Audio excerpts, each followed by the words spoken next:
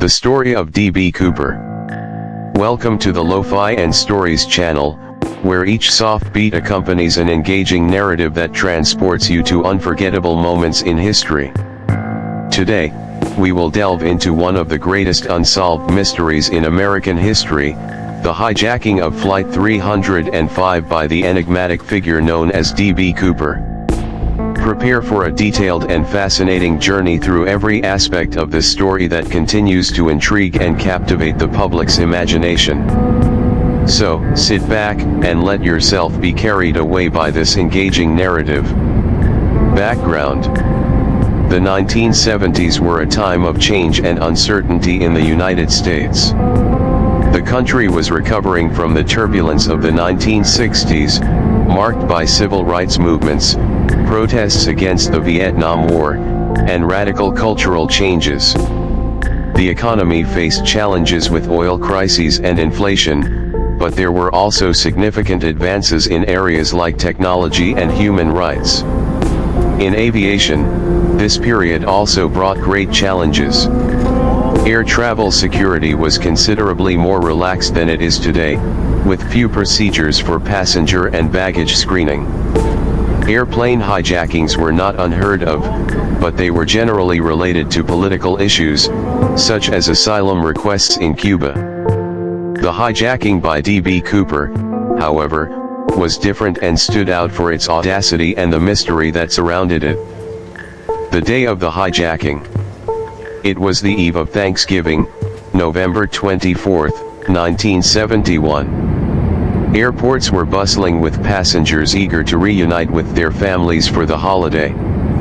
Amid this hustle and bustle, a mysterious man using the name Dan Cooper bought a one-way ticket on Northwest Orient Airlines Flight 305 from Portland, Oregon, to Seattle, Washington. He paid in cash and did not raise any suspicions, as he appeared to be just another ordinary passenger, wearing a dark suit, white shirt, and black tie. Flight 305 was a Boeing 727, a popular aircraft at the time due to its versatility and ability to operate on short runways. The flight was scheduled to be a quick and routine trip of about 30 minutes. However, for Dan Cooper, it was the perfect stage for an audacious plan that would capture the world's attention. Once on board, Cooper took a seat in the back of the aircraft, in row 18C, and ordered a bourbon and soda. He carefully observed the flight attendants and waited for the right moment to act. About 30 minutes after takeoff, he handed a note to flight attendant Florence Schaffner. Initially, she thought it was just a phone number from an interested passenger, but upon opening the note, she was shocked to read, "I have a bomb in my briefcase. I will use it if necessary. I want you to sit next to me." The hijacking. Florence sat next to Cooper, who opened his briefcase just enough for her to see red cylinders and wires, something that looked like a bomb. He then explained his demands: 200,000 in 20 bills, 4 parachutes, and a fuel truck in Seattle to refuel the plane. Schaffner took the message to the cockpit, and Captain William Scott contacted Air Traffic Control, who informed the FBI. During the flight to Seattle, Cooper remained calm and courteous with the crew and passengers, who were unaware of what was happening.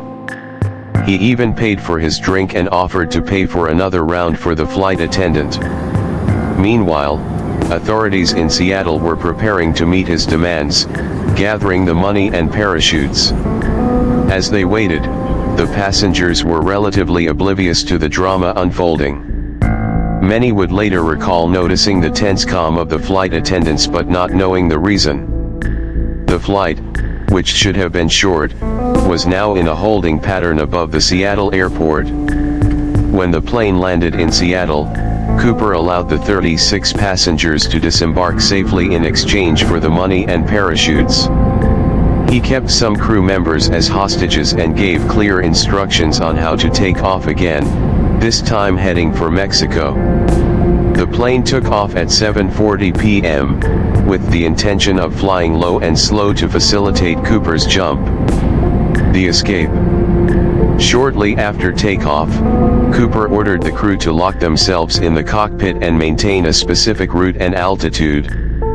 He detailed his instructions to keep the plane at an altitude of 10,000 feet and a speed of 200 knots, ideal conditions for a safe parachute jump.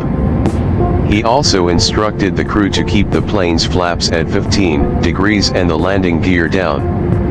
Around 8 p.m., Cooper opened the rear door of the Boeing 727. The cabin pressurization changed, and an indicator light in the cockpit alerted the pilots that the door was open.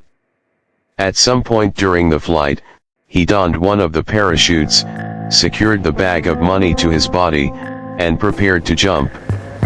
In the dark of night, amidst rain and strong winds over the dense forests of the Pacific Northwest, D.B. Cooper leaped into the unknown. The exact moment of the jump was not directly witnessed, but the pilots felt a slight oscillation in the plane's tail, suggesting Cooper's exit.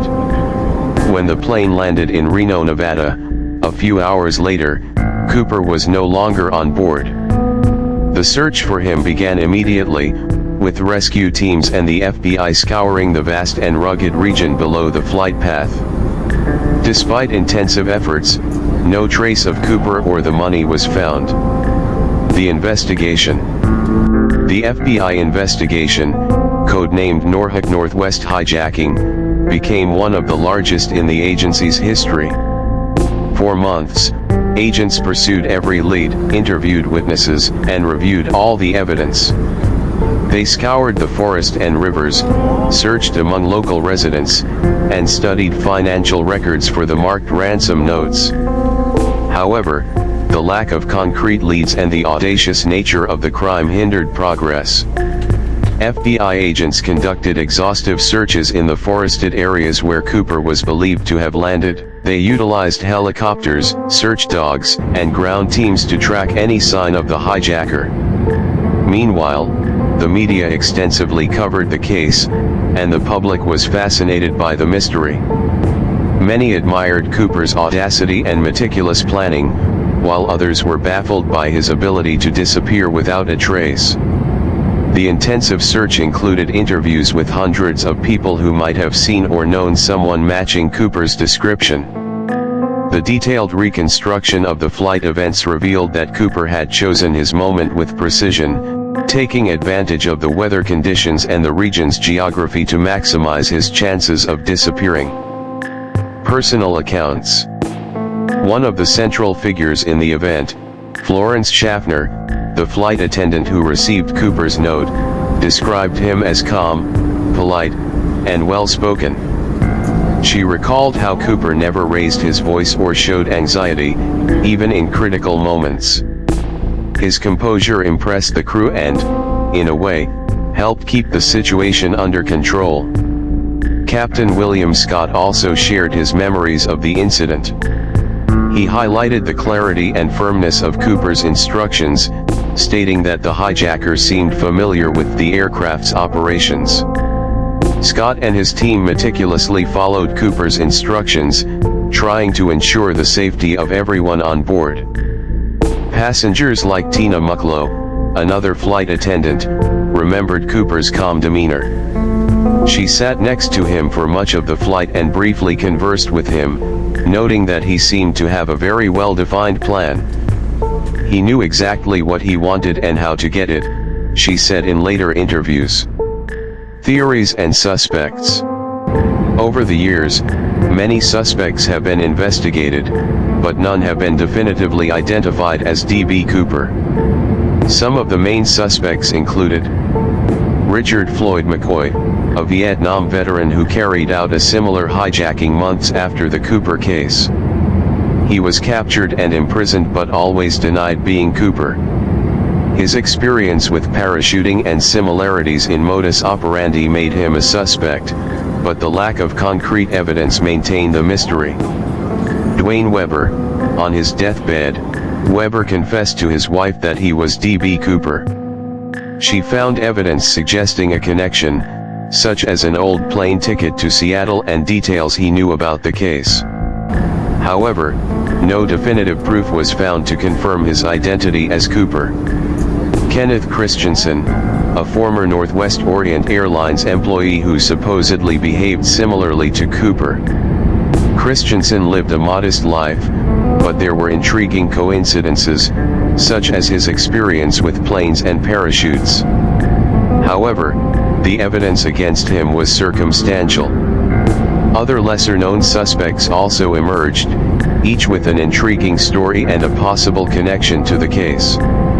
Some theories suggested that Cooper might have been a former military person with experience in parachuting and survival, which would explain his ability to plan and execute the hijacking with such precision. Cultural impact. The D.B. Cooper case had a significant impact on popular culture.